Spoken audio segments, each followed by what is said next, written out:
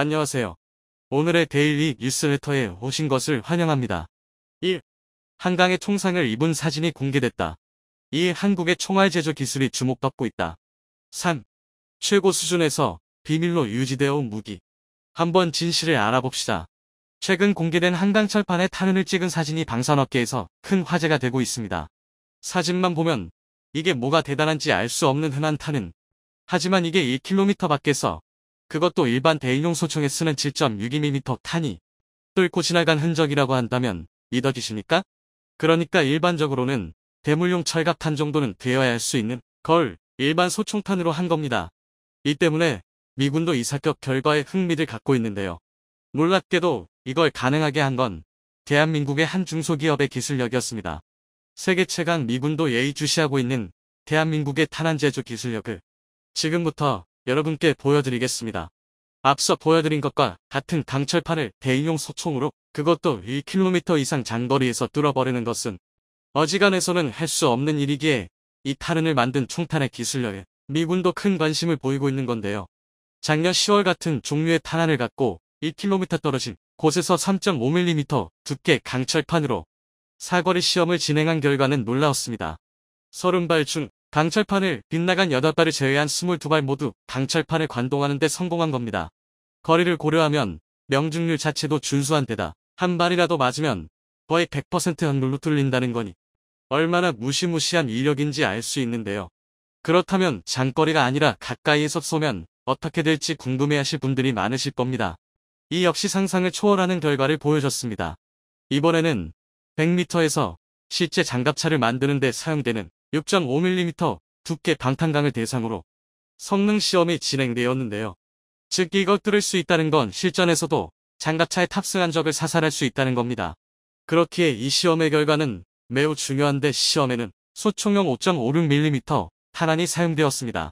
우선 우리 군에서 일반적으로 가장 널리 사용되는 K100탄, 그러니까 현재 K2 소총에 사용되는 탄으로 사격한 결과 맞은 흔적은 남았지만 강철판을 뚫지는 못하고 튕겨져 나왔습니다. 괜히 방탄강이라 불리는 게 아님을 보여줬는데요. 그렇다면 서두에서 보여드린 탄환과 같은 기술로 만든 고성능 5.56mm 탄으로 쓰면 어떻게 될까요? 앞서 사격한 K100탄과 달리 튕겨나오지 않고 그대로 판을 뚫고 지나갑니다. 거기다 여러 발을 쏜 결과 탄착군도 K100에 비좁게 형성되었는데요. 어찌나 탄착군이 모였는지 판이 뚫린 곳으로 손가락을 넣을 수 있을 정도였습니다. 한 발 한 발의 위협 자체도 위협적인데 명중률까지 높은 겁니다.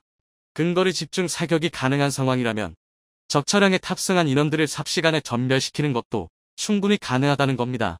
이러니 미군이 이 기술에 눈독을 들이지 않을 수 없는 겁니다.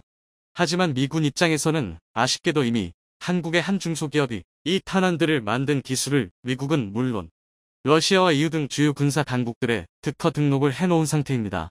그렇다면 미군도 탐내는 이 무시무시한 기술을 만든 이들은 누구일까요? 그 주인공은 방산 기술업체인 두레트. 2012년 설립된 이 회사는 사원수가 한 자릿수에 불과한 중소기업이지만 이미 2017년 기존 탄환보다 사거리가 40% 이상 증가한 데다 수중에서도 사용이 가능한 수륙 양용 탄환을 국산화하는 등 이전부터 뛰어난 기술력을 자랑했습니다. 그런 두레텍의 주력 상품은 바로 앞에서 보여드린 5.56mm 및 7.62mm 고성능 탄. 두레텍의 탄환이 K100 등 기존 탄환보다 우수한 성능을 자랑할 수 있는 비결은 그 특수한 모양에 있습니다. 두레텍제 고성능탄은 탄환 뒷부분에 홈을 파서 만드는데, 이 때문에 공기 저항이 줄어들어 일반적인 탄환보다 명중률도 높아지고 발사 시의 위력도 더 잘 수 있게 되었습니다. 공기 저항을 줄인 것만으로도 충분히 성능을 강화할 수 있었지만 두레텍은 여기서 그치지 않고 한 발 더 나아갔습니다. 탄의 무게중심을 앞으로 당겨 날아갈 때 앞부분이 흔들리지 않게 했고, 이는 관동력을 더욱 강하게 해줬습니다. 이처럼 탄 자체의 성능도 대폭 강화되었지만 이외에도 두레텍의 고성능탄의 장점은 여러 있습니다. 발사체 내부 구성물과 재질을 경량화해 기존 탄약보다 약 40% 더 비축할 수 있게 했고, 향후 탄피들 폴리머 경량 플라스틱로 바꾸면 80%까지 늘리는 것도 가능할 것으로 예상되고 있습니다. 또한 탄의 납을 사용하지 않아서 친환경 탄으로도 각광받고 있는데요. 무기 운용 차원에서 무엇보다 가장 큰 장점은 이런 고성능 탄환을 전용 화기 없이 기존 무기에서도 아무 문제 없이 사용할 수 있다는 겁니다. 쉽게 말해 그냥 기존 K2나 L16 같은 데 써서 사실상 대물용 화기처럼 쓰는 것도 가능하다는 것이죠. 비용과 시간을 들여서 신문기를 개발하지 않더라도 탑만 양산할 수 있다면 위력을 발휘할 수 있기에 경제성 면에서도 매우 효과적이라 할 수 있습니다. 사실 이 점이야말로 미국이 두레텍의 고성 능탄 기술을 눈여겨보고 있는 가장 큰 이유 중 하나입니다. 미국이 기존에 진행 중이던 6.8mm 구경제식 소총 개발을 통해 이루고자 했던 것을 더 범용성 있게 더 저렴한 비용으로 이루었으니 말입니다. 특별히 총기에 관심이 많거나 관련 업계에 종사하지 않는 분들께는 6.8mm라는 구경 자체가 낯설 건데요. 이는 이 구경의 탄을 미국에서 만들기 시작해 자국 내에서 주로 군대가 아닌 민간에서 사냥용으로 사용해왔기 때문입니다. 기존 5.56mm 탄이 사람보다 더 두꺼운 가죽과 지방층을 가진 멧돼지나 사슴과 같은 대형 동물 상대로는 위력이 저감되는 경향이 있어 이들 극복하고자 만들어진 그 6.8mm 탄인데요. 두꺼운 가죽도 쉽게 들을 수 있는 그 관통력에 미군도 관심을 보여 아프가니스탄과 이라크 전선 등에서 실전 테스트를 하는 이전부터 제식화를 꾸준히 시도해왔습니다. 이는 최근 들어 방탄복 제조 기술이 발달해 9mm, 7.62mm, 5.56mm 등 기존 제식탄들로는 지금 거리에서 일적사들 해도 뚫어내기가 힘든 수준까지 되어서입니다. 어떤 적이라도 뚫어버릴 수 있는 일격필살의 탄을 양산하려 하는 건데요.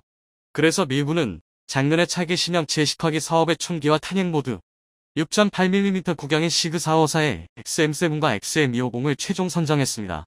그런데 이 XM7 등 6.8mm 구경하기 아예 근본적으로 6.8mm 탄 자체가 군사용으로서 효율성이 얼마나 있는 것인지 미국 현지에서도 의문이 제기되고 있습니다. 우선 탄약 무게부터 사업에서 탈락한 다른 후보들의 것들과 비교해서 가장 무거워 비축량이 상대적으로 적을 수밖에 없습니다. 거기다 XM7의 경우 총열이 다른 주요 소총들과 비교해 상대적으로 짧은 편인데 이들 극복하고자 탄속을 높이려고 약실 압력을 높여버리는 바람에 반동까지 7.62mm 탄 수준으로 심해졌습니다.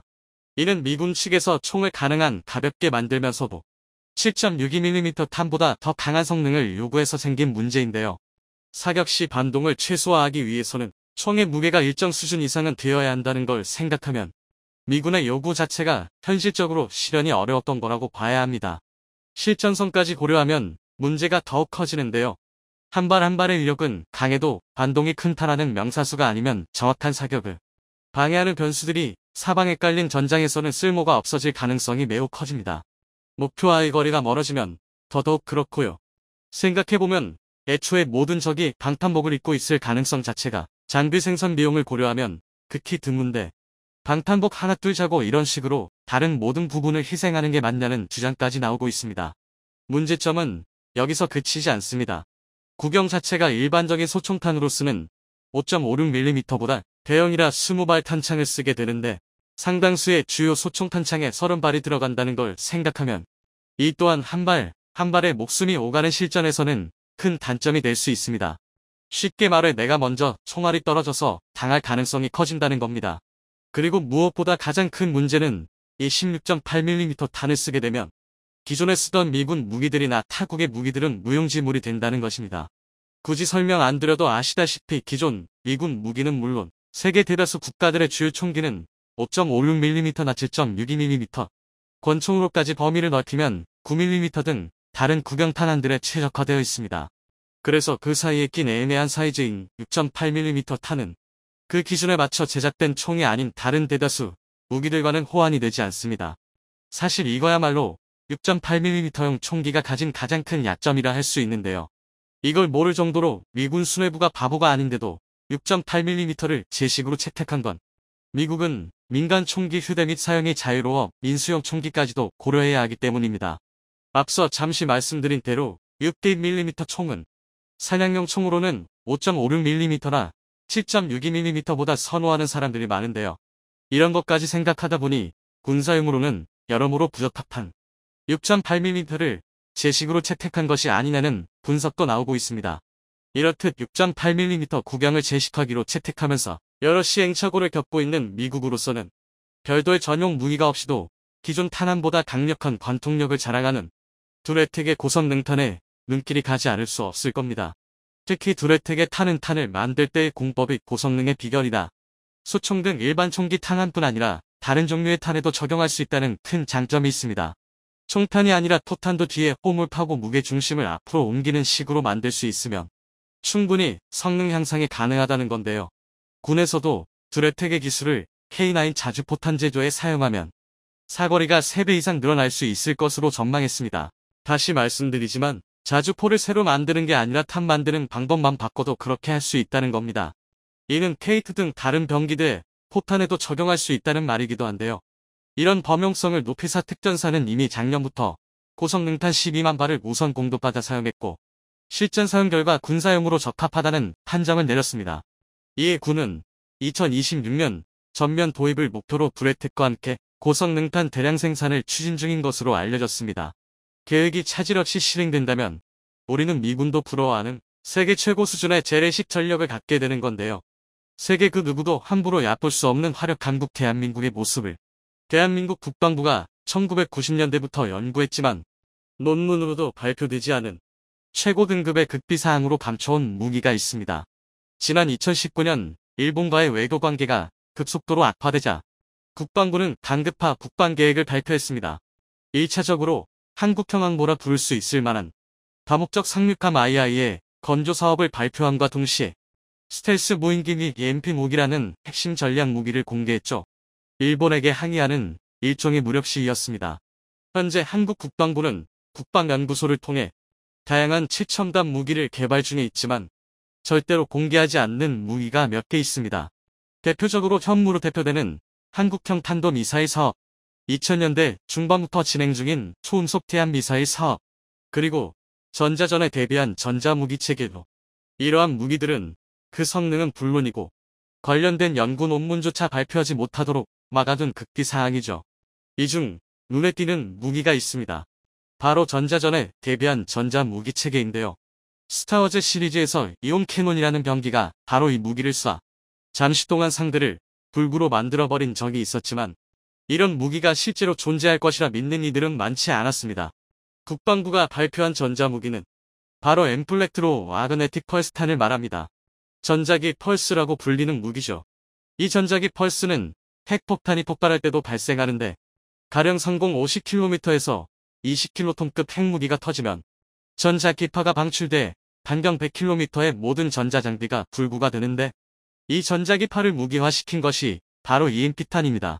고전압의 전기를 전자기파로 변환시켜 적군의 전자장비를 순식간에 무력화시켜 불구로 만들어버리는 무기죠. 북한의 무력화를 목표로 1999년부터 기술 개발을 시작했다가 2018년에 의미 있는 결과를 이뤄냈죠. 지난 2018년 1월 국방과학연구소는 전자기파를 이용해 반경 1km의 모든 전자기기를 무력화시킬 수 있는 EMP탄 시험 개발을 완료했다고 보도했습니다. EMP는 핵이 폭발하면서 발생시키는 충격파인데 EMP 효과가 생기는 경우 일정 반경 내의 모든 전자기기는 파괴되죠. 한국이 개발한 EMP는 비핵 EMP로 우라늄 등의 핵불질이 아닌 화약을 기반으로 만든 폭탄이며 폭발 순간 전자기파를 기계적으로 방출시키는데요. 지난 2009년 초보 단계인 100m까지 시험 개발에 성공했지만 1km까지 개발 완료했다는 사실을 공개한 적은 처음이었습니다. 그러다 일본과의 외교 관계가 급격히 악화되던 2019년 8월 국방부가 국방중기 계획을 발표하면서 EMP탄의 개발을 공식화했습니다. 그렇다면 EMP탄은 도대체 무엇일까요?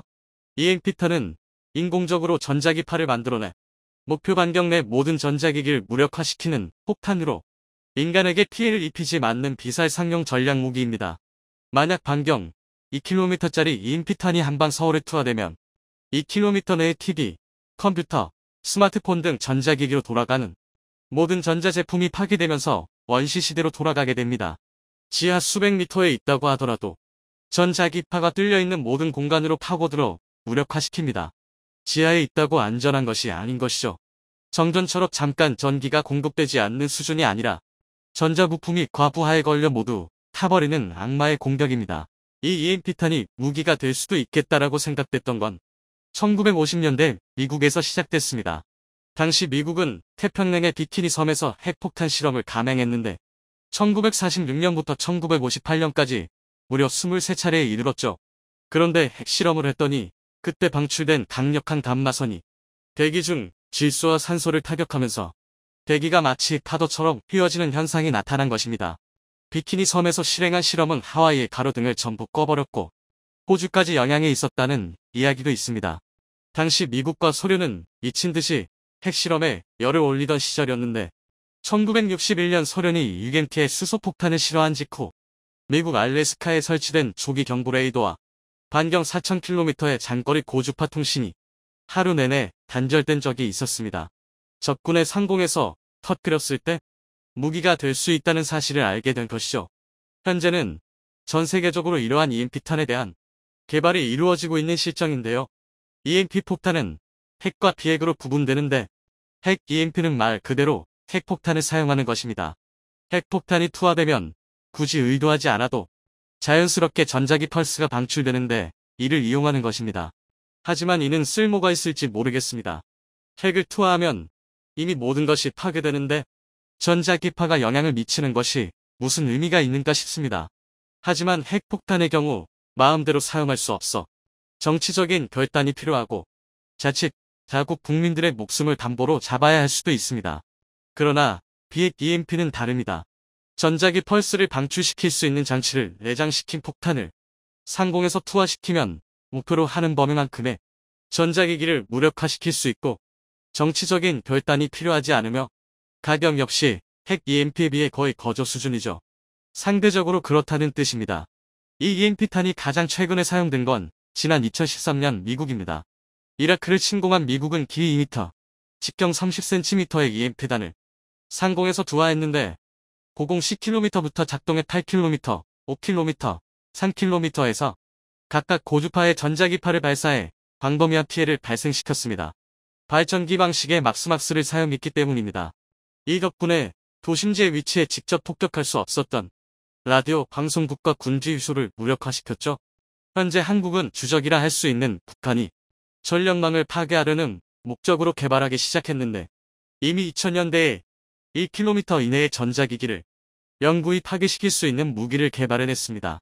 국방과학연구소는 항공기 투항부터 미사일 탑재용 등 다양한 종류를 개발한 것으로 알려져 있으나 극비사항인 만큼 성능과 실전 배치 상황은 절대로 공개되지 않습니다. 다만 현재 단도미사일 및 크루즈 미사일에 장착시켜 전쟁 초기에 북한의 지휘소, 미사일 기지, 비행장, 방공 시스템을 전부 무력화시킬 계획으로 지속적인 개발이 이루어지고 있습니다.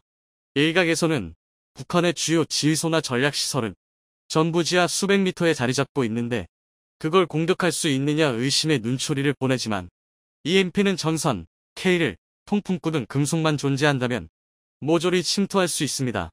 땅속에 있는 북한 지휘소라도 최소한 숨을 쉬어야 하니 통풍구는 있을 테니까요.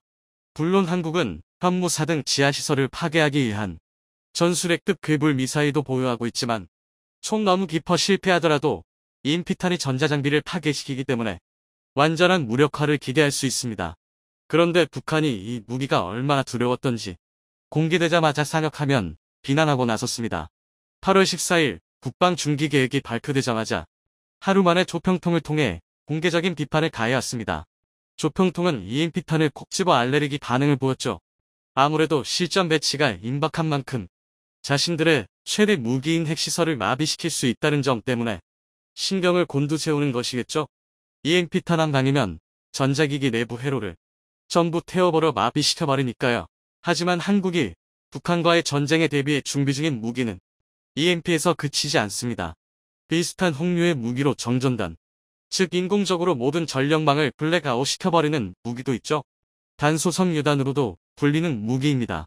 지난 1999년 5월 유고슬라비아 중부 지역에는 미군의 스텔스 폭격기가 등장했습니다. 그런데 폭격기가 폭격은 안 하고 작은 폭탄 몇 개만 떨구고 날아가 버렸습니다. 피해도 별로 없겠다 생각하던 순간 야구공만한 폭탄에서 거미줄 모양의 실덩어리가 떨어졌고 발전소의 변압기에 달라붙었습니다. 변압기에 거미줄이 내려앉은 순간 방전과 누전이 발생하면서 유고슬라비아 전역의 전기 70%가 차단됐었죠. 이날 유고슬라비아를 암흑으로 만들어버린 이 무기가 바로 정전탄입니다. 1980년대 미국이 개발한 이 무기는 적의 작전 수행 능력을 현저히 감소시킵니다. 2003년에는 이라크에서도 사용했는데 주요 변전소를 공격하는 바람이 한 달 동안 전기 공급이 끊겨 이라크가 마비되는 사태가 벌어지기도 했습니다. 눈과 귀가 멀어버린 상태에서 어떤 반격도 불가능했죠. 지난 2006년 국방과학연구소는 홍상과 함께 정전단을 개발하기 시작했는데 2017년 기술을 확보했다고 밝혔죠. 그 기술을 전부 확보했기 때문에 언제든지 생산해 실전 배치시킬 수 있는 상태까지 발전한 것입니다. 북한의 헬기압에 대비해 세운 킬체인, 즉 핵미사일을 탑재하고 추적하고 격파하는 작전에서 핵심 전력은 단연 정전단입니다. 북한은 알려진 지하시설만 7,000개 이상인데 한국군은 전쟁이 발발하면 최우선적으로 대형발전소 상공에서 이 폭탄을 투하해 전력 공급 차단에 집중할 것으로 보입니다. 이를 통해 지하요새 자체를 무력화시키겠다는 뜻인데요. 그 이유는 지하시설을 운영하기 위해서는 초대형 한기시설은 물론 두꺼운 방어문이 필요한데 이들을 열고 닫을 때 전력이 필요합니다. 손으로 밀고 닫는 수준이 아닌 거니까요. 지하 벙커에 자체 발전기를 보유해 자체 전기를 생산한다고는 하지만 이러한 발전기는 상시에 사용하는 것이 아니라 정전돼서 수리하는 동안 필요한 전력 공급용에 불과합니다. 장시간 사용할 수 없죠. 정전단은 전도가 높은 니켈과 단소섬유를 결합해서 만드는데 이를 공중에서 촉발시키면 단소섬유가 무수히 방출되면서 전선에 걸립니다. 그럼 전기출에 갑자기 과부하가 생기면서 전력을 차단시키는 원리입니다. 이렇게 되면 김정은이 머물게 될 지하 벙커 그리고 지하 요새로의 진입 자체를 불가능하게 만들어 도피할 곳이 없어지는 것은 물론 엄청난 전력을 필요로 하는 통신체계도 먹통이 되므로 일사불란한 작전 지휘가 불가능해지는 겁니다. 이 분야에 대한 기술은 이미 확보했지만 아직까지 실전 배치 소식이나 그 이후의 소식이 들리지 않는 이유가 있습니다.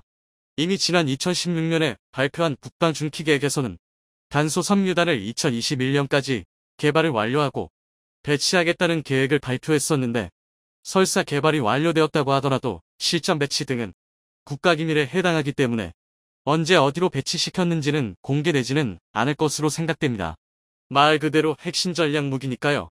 그런데 사실 이런 EMP단이나 탄소섬유단의 경우 항공기에서 투하하는 경우가 대부분이기 때문에 명중률이 떨어지는 것이 사실입니다.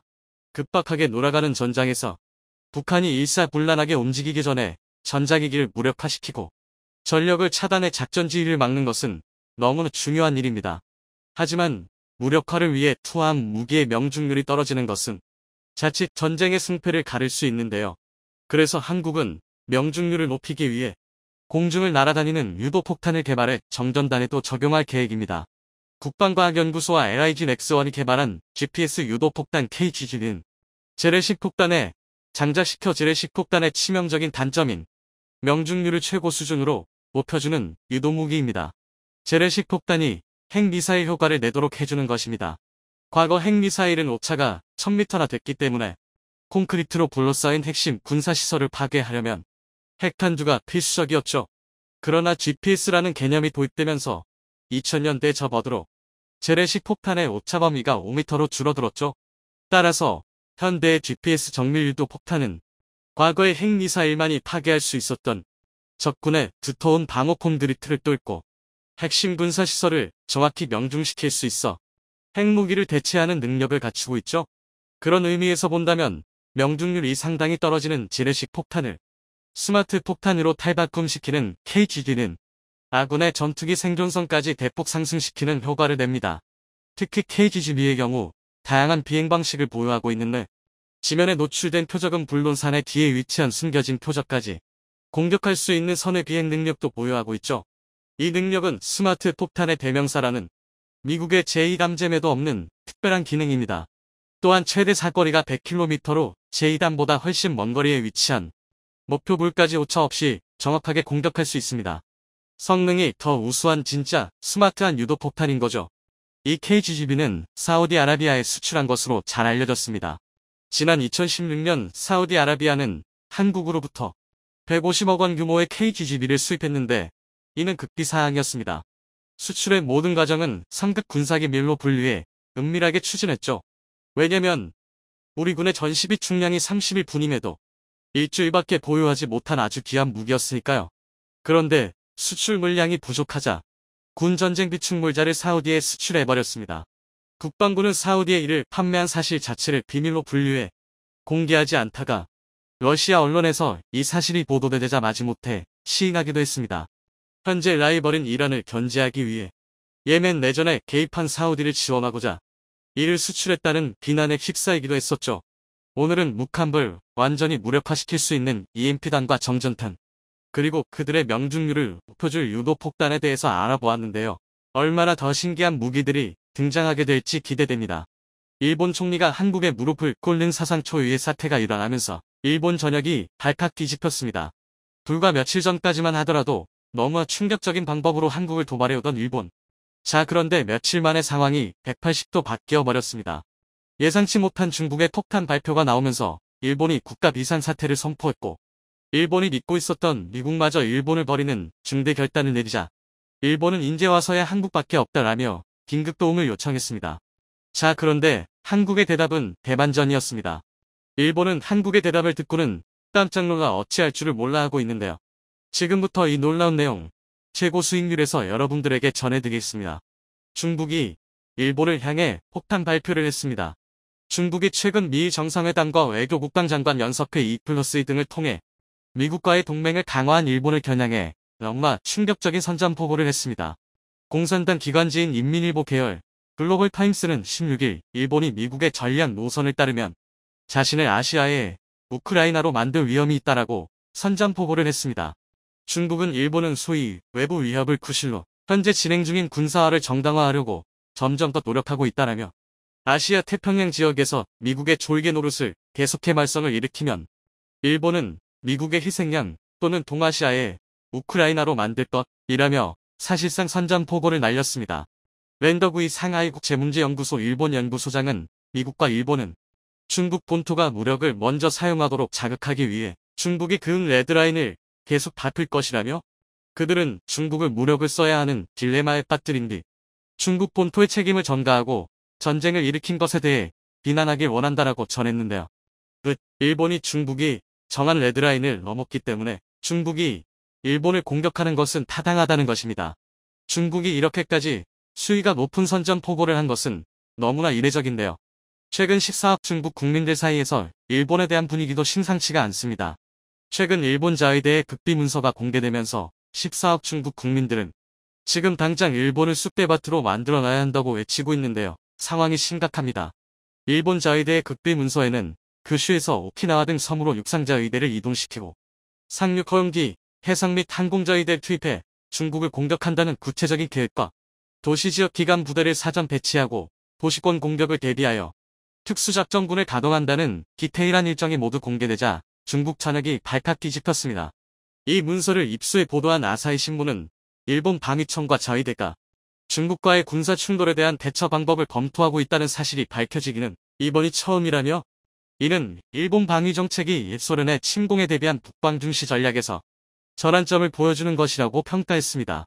육상망료관부가 최고 기밀인 극비로 지정해 작성한 이 문서는 중국의 일본 침략 시나리오 및 그에 대한 일본 자위대의 대응 전략까지 상세히 기술되어 있었는데요.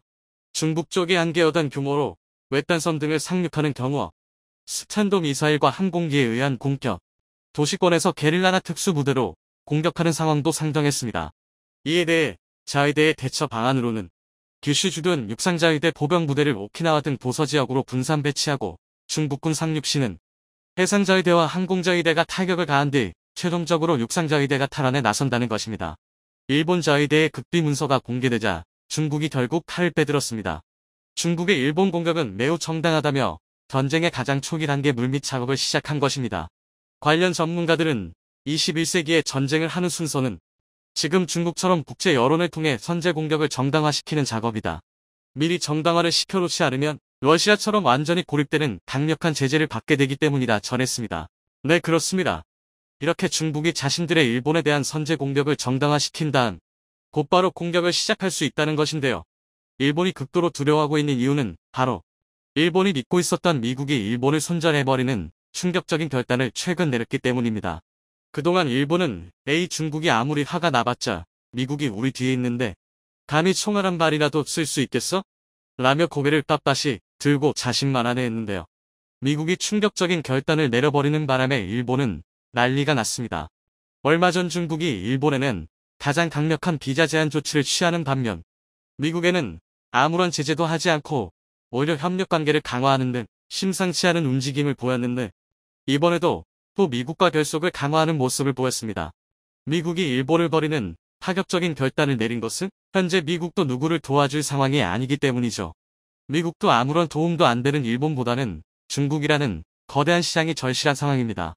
미국의 인플레이션 물가 상승이 완화되고 있음에도 올해 미국 경제가 침체에 빠질 확률이 61%라고 월스트리트 저널 WSJ가 15일 현지 시간 보도했습니다. WSJ는 이코노미스트들을 상대로 한 자체 설문조사 결과 이같이 나타났다고 전했습니다. 브렛 라이언 도이치뱅크 이코노미스트는 인플레이션 억제가 어느 정도 진전을 보이고 있지만 아직 갈 길이 멀다라며 연준이 앞으로도 긴축 기조를 유지할 것이기 때문에 결국 미국 경기가 침체에 빠질 것이라고 말했고 파르테논의 그렉다코 수석 이코노미스트는 서비스 활동은 여전히 견조하지만 주택 부문은 모기지 금리 상승으로 흔들리고 제조업 활동은 정체돼 있다라며 두 가지 모두 광범위한 경기 침체가 다가오고 있음을 시사한다라고 말했습니다. 이뿐만이 아닙니다. 일본에 매우 우호적이었던 바이든이 곧 퇴출될 위기에 내몰리며 일본과의 동맹관계에 매우 부정적인 미국 공화당 고위 관계자들은 이미 일본을 버리고 한국과 동맹관계를 대폭 강화하는 방안을 밀어붙이고 있습니다. 조 바이든 미국 대통령의 부통령 재임 당시 기밀 문건이 잇따라 유출된 것으로 드러나요. 논란이 확산하고 있습니다. 법무부는 특별검사를 임명하고 본격적인 조사에 착수. 바이든 대통령 입장에서는 최대 정치적 위기에 봉착한 상황입니다. 메릭 갈런드 법무장관은 12일 현지 시간 바이든 대통령의 기밀문서 유출 사건을 조사하기 위해 로버트 허 전 메릴랜드주주 연방검찰청 검사장을 특별검사에 임명한다고 발표했습니다. 허 특검은 한국계로 트럼프 행정부 시절 법무부 수석차관보를 거쳐 2018년 4월부터 2021년 2월까지 메릴랜드주 연방검찰청 검사장을 지낸 인사인데요. 앞서 중간선거 직전인 작년 11월 2일 바이든 대통령의 개인 사무실에서 기밀 문건이 발견된 사실이 지난 9일 뒤늦게 공개된데요. 바이든 대통령의 델라웨어 사저에서도 기밀 문건이 발견됐다는 사실이 잇따라 공개되면서 파문은 증폭됐습니다. 일부 언론 보도에 따르면 첫 번째로 발견된 10건의 문서 가운데는 이란, 우크라이나, 영국과 관련한 정보 보고가 포함됐습니다. 바이든 대통령의 차량 헌터는 바이든 대통령의 부통령 재직 시절 우크라이나 에너지 기업의 임원으로 영입된 바 있고 이번에 유출된 기밀 문서에 이 사실이 증명되기라도 한다면 바이든의 정치 인생은 사실상 끝이나 마찬가지입니다. 이렇게 위기 상황 속 미국 경제까지 최악의 상황을 걷다 보니 현재 미국에 필요한 것은 실속은 없지만 말만 잘 듣는 일본이 아니라 미국에 실제로 필요한 거대한 시장 중국이라 판단한 것입니다. 자신들이 어떠한 처지에 놓여 있는지조차 알지 못한 채 얼마 전까지 일본은 한국에 심각한 도발을 걸어왔습니다. 한국의 징용 해법을 절대 수용하면 안 된다며 오히려 일본이 피해 당사국이라는 황당한 보도로 한국 강제징용 피해자들의 마음을 또 한 번 난도질해 놓는가 하면 강제동원 일본 기업들은 돈 한 푼 안 낼 뿐 아니라 사과도 안 하겠다고 하고 있고 사과 대신 한국을 언제든 다시 공격할 수 있는 무기를 개발, 헌법까지 뜯어고쳐 가며 자위대를 한반도에 타결하기 위한 발판을 마련했습니다. 자, 그런데 이렇게 도발은 일본이 한국에 걸어왔는데 오히려 일본이 대위기를 겪고 있습니다.